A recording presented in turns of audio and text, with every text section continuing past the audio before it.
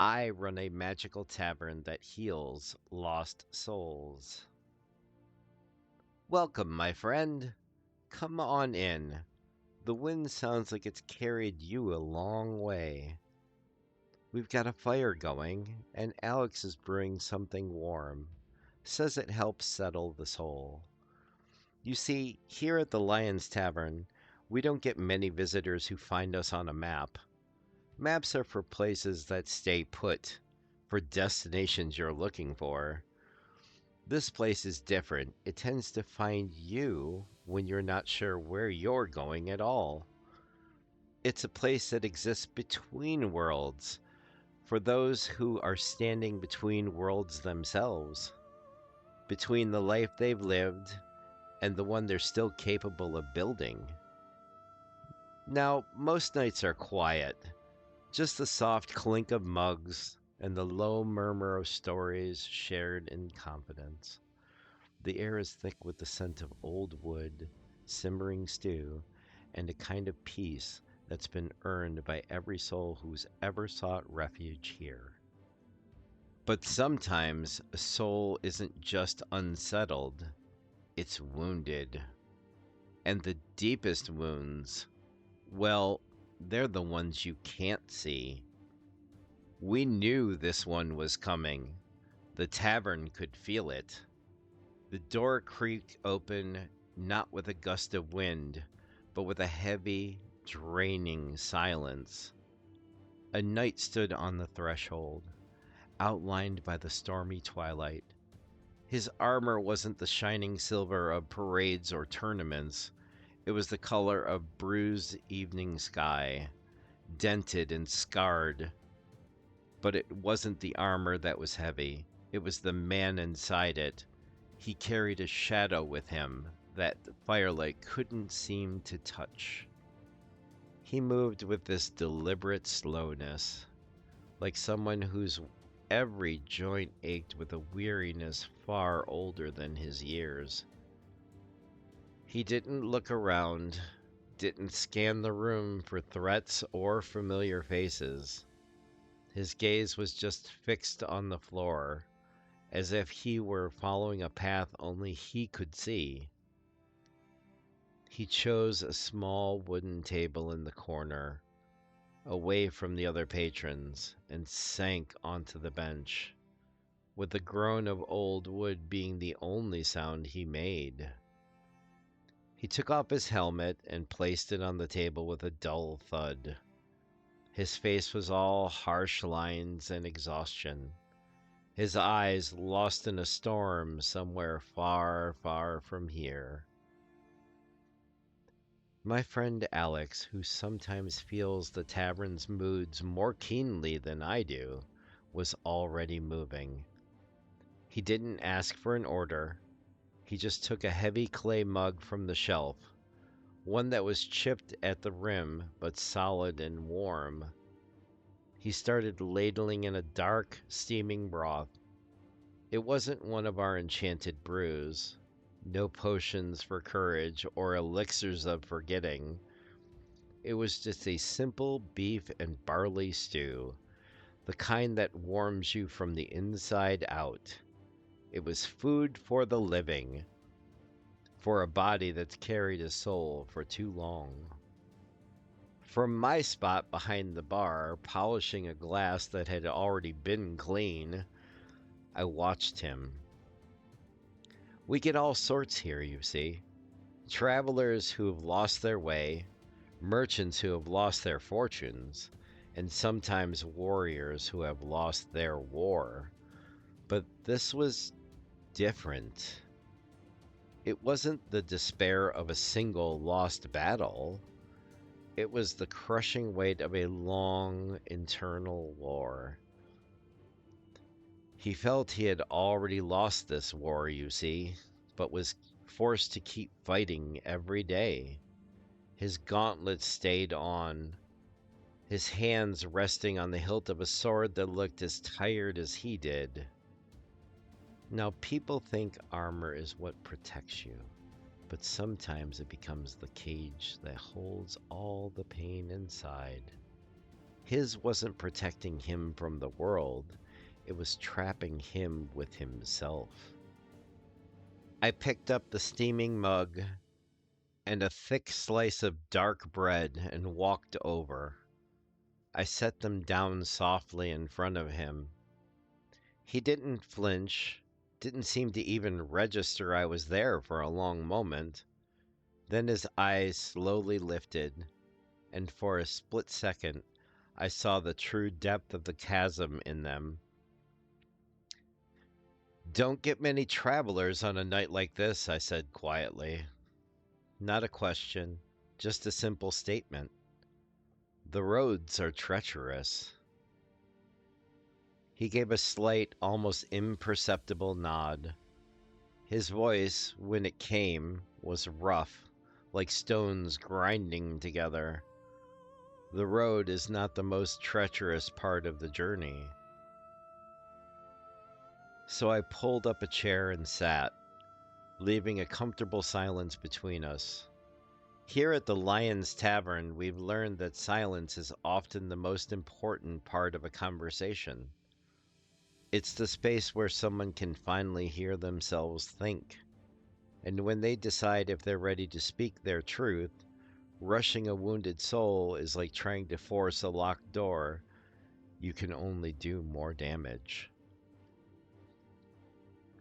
This tavern, it has a secret, I began, my voice low.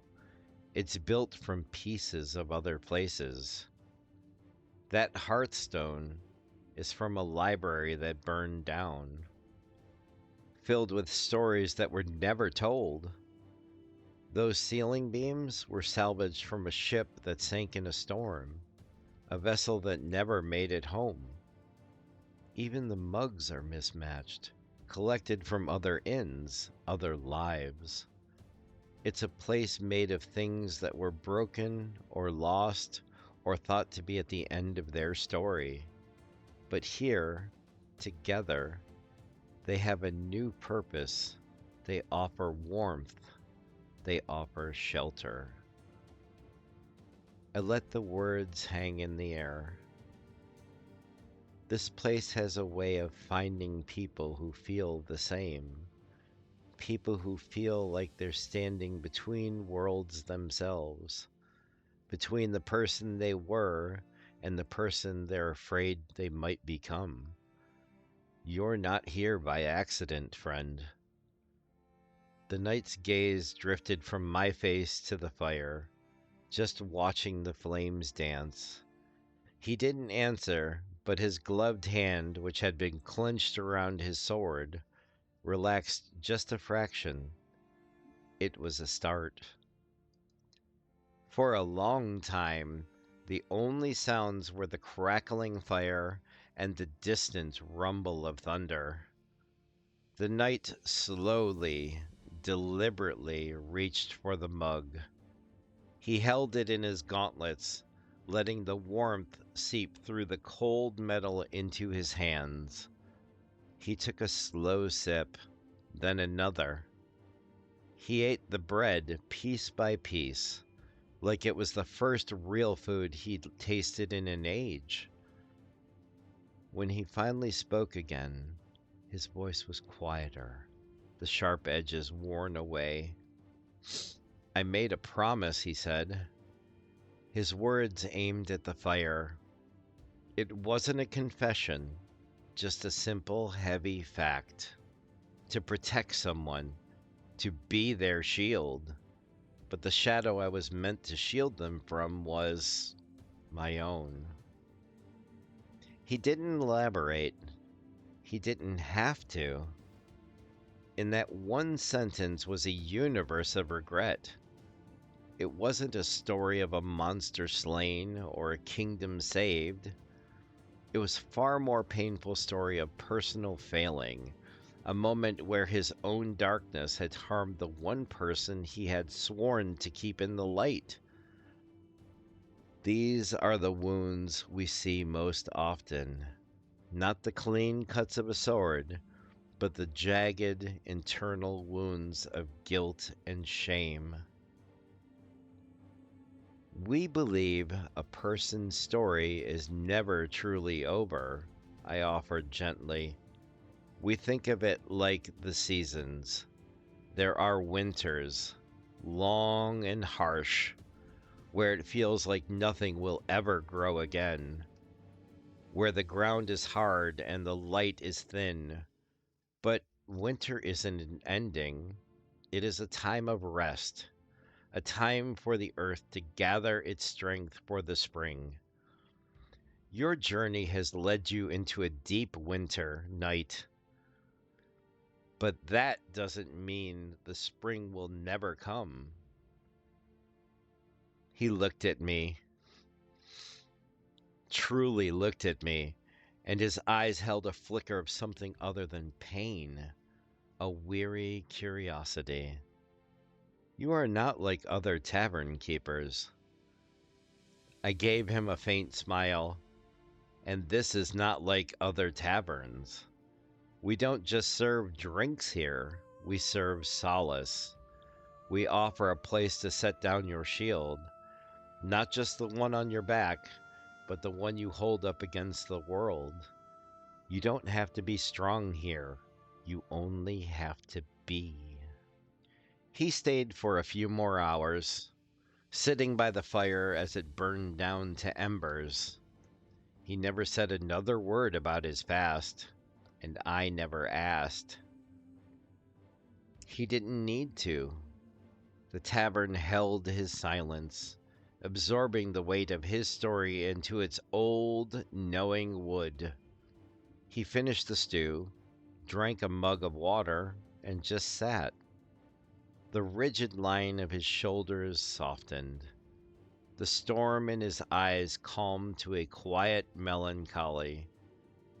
He hadn't been magically healed. His past hadn't been erased. But in the safety of this place, he had been allowed to face it without being consumed by it. He had been given a moment to breathe. Finally, as the first hints of dawn touched the sky, he stood up. He reached into a pouch and placed a single worn silver coin on the table. It wasn't for the food. It was a token of gratitude, an acknowledgement of the sanctuary he'd found.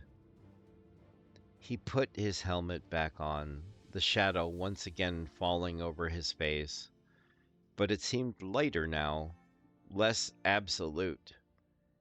He gave me a single formal nod, and then he was gone. His journey wasn't over.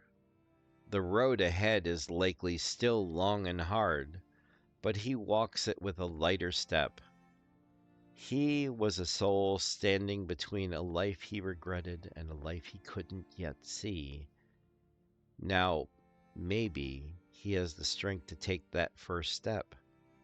Your story isn't over, my friend. Far, far from it, and you don't have to walk into the next chapter alone. If you know a weary soul who needs a place to rest, share this story with them. Our doors are always open, and the tales we share here are the logs that keep this hearth burning bright through the night. If our tavern has offered you a moment of peace, consider joining our quiet fellowship. Subscribe and become a fellow traveler who gathers around the warmth. Every soul who finds their way here is another light against the darkness. Here at the Lion's Tavern, the fire is always lit, and there is always a warm seat waiting for you.